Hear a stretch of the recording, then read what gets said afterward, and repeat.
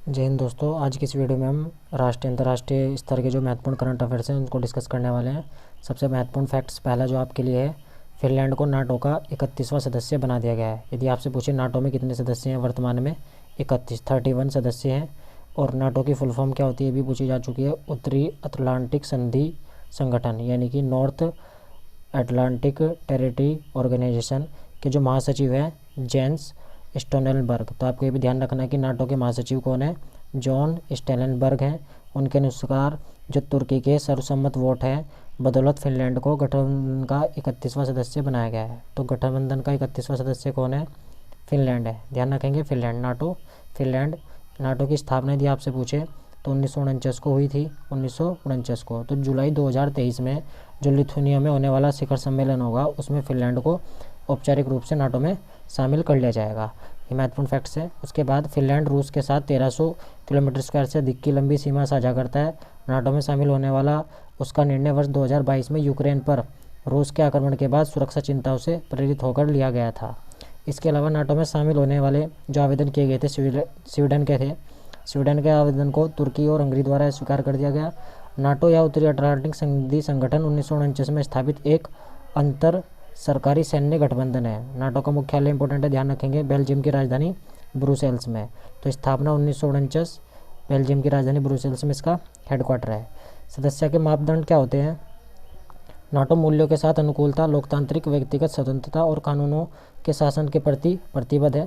भौगोलिक निकटता यानी कि इसके संकट के समय बलों का समन्वय और तैनाती करना आसान हो जाता है। राजनीतिक और आर्थिक स्थिरता आती है।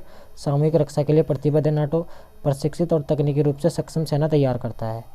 अन्य जो महत्वपूर्ण फैक्ट्स है इंडिया से रिलेटेड, आम आदमी पार्टी को राष्ट्रीय पार्टी का दर्जा दे दिया गया है 2023 में। निर्वाचन आयोग पार्टियों को राष्ट्रीय पार्टी का दर्जा देता है।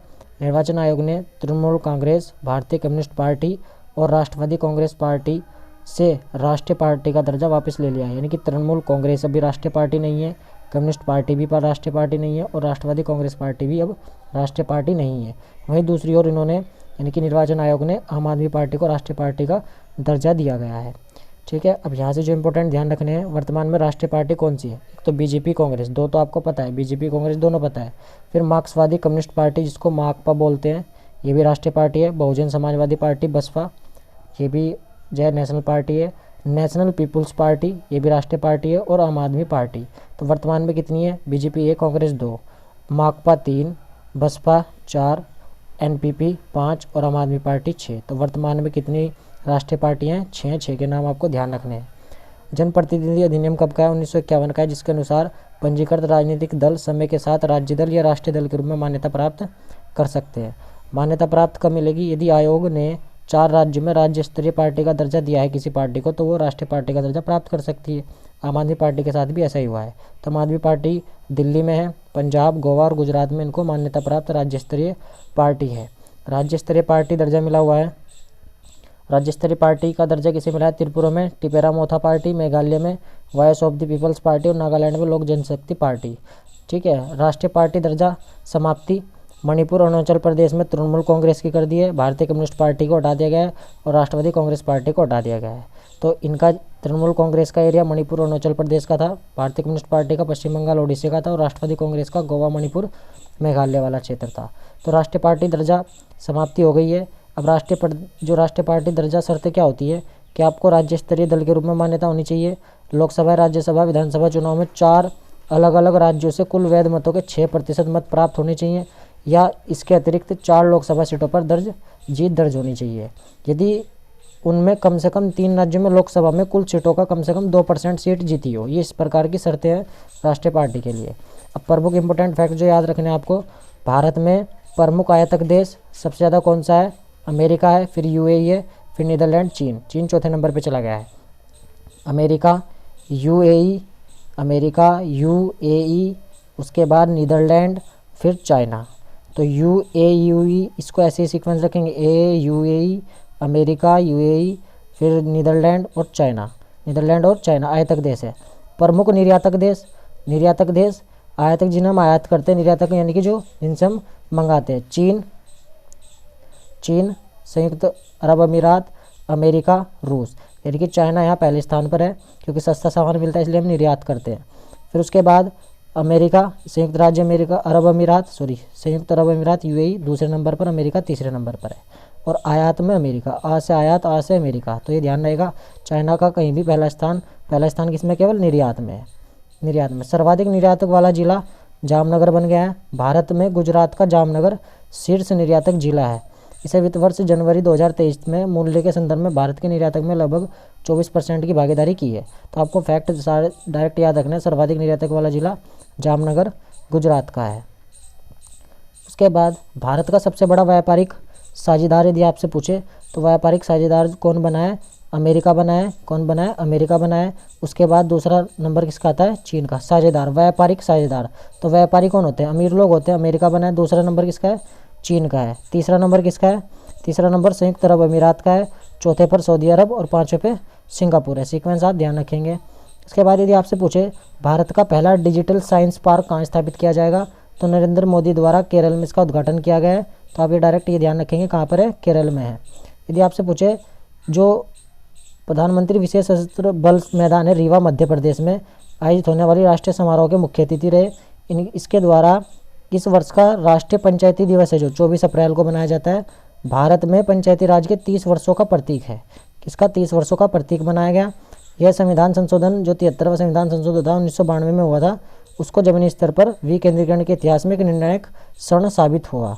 तो इस अभियान का लक्ष्य अगस्त 2023 तक स्वामित्व योजना के तहत 1.50 करोड़ अधिकारों के रिकॉर्ड संपत्ति कार्ड बनाना है। तो आप ध्यान रखें कहाँ से है, या 24 अप्रैल जो है इसका उद्घाटन कहाँ पर किया गया था, पंचायती राज दिवस को कहाँ बनाया गया, स्वामित्व योजना के तहत रीवा मध्य प्रदेश में। रीवा मध्य प्रदेश में। जल बजट अपनाने वाला देश का पहला जो राज्य कौन सा बना है, केरल बना है। तो डायरेक्ट ध्यान रखना है, जल से संकट से जूझ रहा था केरल, तो जल बजट पहली बार किसने पेश किया है, केरल ने किया है। उसके बाद यदि आपसे पूछे 2018 रिपोर्ट में देश के बाघों की मामलों में पहले स्थान पर कौन था, मध्य प्रदेश 526, दूसरे स्थान पर 524 कर्नाटक और तीसरे स्थान पर 442 उत्तराखंड और चौथे पर 312 महाराष्ट्र थे। अब ओवरऑल देश की बात करें तो विश्व स्तर पर सबसे ज़्यादा जो बाघ हैं किसमें है, भारत में है 3167 है, दूसरा रूस में है और तीसरे इंडोनेशिया में है। तो भारत में जो टाइगर स्टेट है वो कौन सा है, एमपी है। सबसे ज़्यादा टाइगर भी एमपी में ही है। ठीक। एशियाई गिद्धों का पहला संरक्षण व प्रजनन केंद्र कहाँ खोला जाएगा, तो एशियाई गिद्धों का पहला संरक्षण प्रजनन केंद्र उत्तर प्रदेश के गोरखपुर में खोला जाएगा। सीधा डायरेक्ट फैक्ट याद रखना है, उत्तर प्रदेश के गोरखपुर में खोला जाएगा।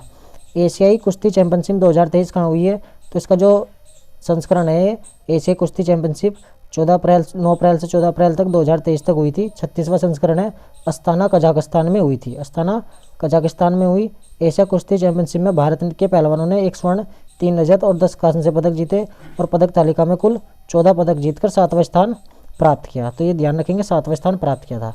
उसके बाद जो युद्धग्रस्त सूडान है, सूडान में फंसे लोगों को निकालने के लिए जो मंत्री थे एस जयशंकर विदेश मंत्री हैं, उनके द्वारा ऑपरेशन कावेरी की शुरुआत की गई थी। ऑपरेशन कावेरी इंपॉर्टेंट है, पहले भी ऑपरेशन पूछे जा चुके हैं। जो यदि आपने नहीं पढ़े उनको ट्रिक फंडे से आप प्लेलिस्ट में जाकर याद कर सकते हैं। इसके बाद जो आपने याद रखना है, नरेंद्र मोदी द्वारा मैसूर कर्नाटक में विश्वविद्यालय में प्रोजेक्ट टाइगर के 50 वर्ष पूर्व होने के अवसर पर कार्यक्रम का उद्घाटन किया, जिसमें इंटरनेशनल बिग कैट्स अलायंस का भी शुभारंभ किया गया। यदि आपसे पूछे इंटरनेशनल बिग कैट्स अलायंस का उद्घाटन कहाँ पर किया गया, शुभारंभ कहाँ पर किया गया, तो मैसूर कर्नाटक में किया। किसने किया, नरेंद्र मोदी ने किया। अखिल भारतीय जो बाघ अनुमान है 5वां चक्र है कि जो सारांश रिपोर्ट दी गई है, इसके अनुसार बाघों की संख्या बढ़कर 3167 हो गई है। कितनी हो गई है, अब 3167 हो गई है। यदि फैक्ट के तौर पर पूछे वर्ष 2022 में बाघों की सर्वाधिक मौतें किस राज्य में हुई हैं, तो मध्य प्रदेश में हुई हैं। दूसरे नंबर पर कौन है, दूसरे नंबर पर कर्नाटक है। दूसरे नंबर पर कर्नाटक है। प्रोजेक्ट टाइगर की बात करें तो 1973 में शुरू किया गया था। और आपको बताना है कि जो बाघ दिवस है, बाघ दिवस कब मनाया जाता है, कमेंट करके आप बताएंगे। आज की वीडियो में इतना ही, फिर मिलते हैं नेक्स्ट वीडियो में। तब तक के लिए जय हिंद, जय भारत।